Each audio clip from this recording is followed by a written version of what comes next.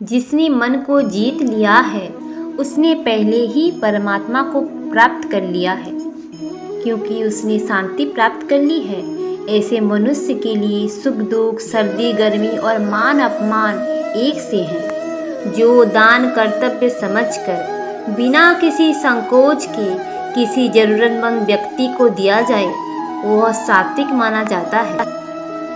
ईश्वर, ब्राह्मणों, गुरु, माता पिता जैसे गुरुजनों की पूजा करना तथा पवित्रता, सरलता, ब्रह्मचर्य और अहिंसा ही शारीरिक तपस्या है। भगवत गीता के अनुसार नरक के 3 द्वार होते हैं, वासना, क्रोध और लालच।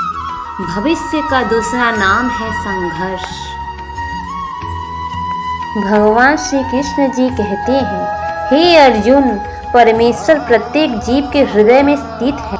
भगवान श्री कृष्ण जी कहते हैं, हे अर्जुन, जो बहुत खाता है या कम खाता है, जो ज़्यादा सोता है या कम सोता है, वह कभी भी योगी नहीं बन सकता। जो मुझे सब जगह देखता है और सब कुछ मुझ में देखता है, उसके लिए न तो मैं कभी अदृश्य होता हूँ और न वह मेरे लिए अदृश्य होता है। मैं हर जीव के हृदय में परमात्मा स्वस्थ स्थित हूँ।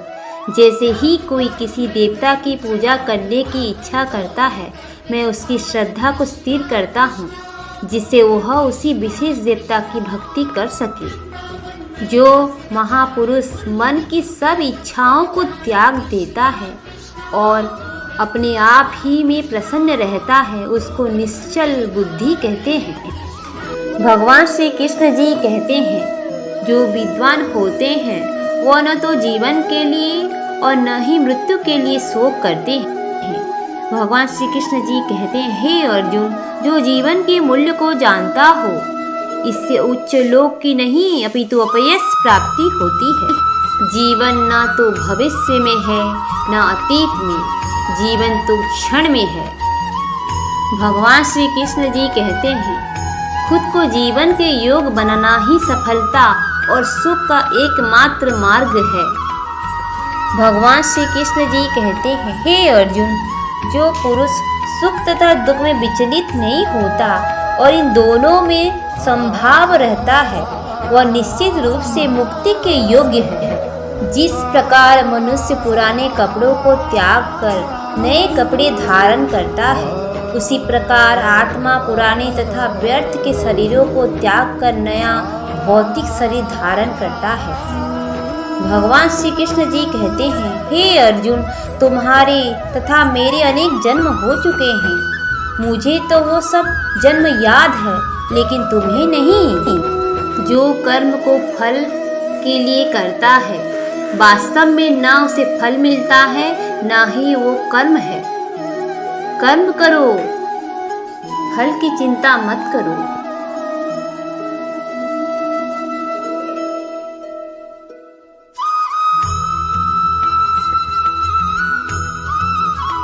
जो मनुष्य कर्म में अकर्म और अकर्म में कर्म देखता है, वह सभी मनुष्यों में बुद्धिमान है और सब प्रकार के कर्मों में प्रवृत्त रहकर भी दिव्य स्थिति में रहता है।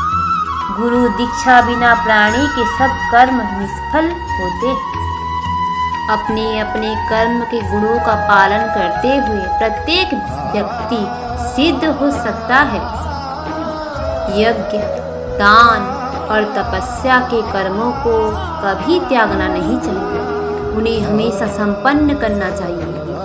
भगवान श्री कृष्ण जी कहते हैं, हे अर्जुन, जो बुद्धि धर्म तथा अधर्म, करणीय तथा अकरणीय कर्म में भेद नहीं कर पाती, वह राजा के योग्य है।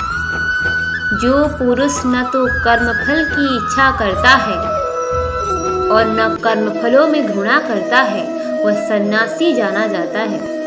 जो मनुष्य अपने कर्मफल प्रति निश्चित है और जो अपने कर्तव्य का पालन करता है, वह असली योगी है। मनुष्य जो चाहे बन सकता है, अगर वह विश्वास के साथ इच्छित वस्तु पर लगातार चिंतन करे। मेरा तेरा, छोटा बड़ा, अपना पराया मन से मिटा दो, फिर सब तुम्हारा है और तुम सबकी हो।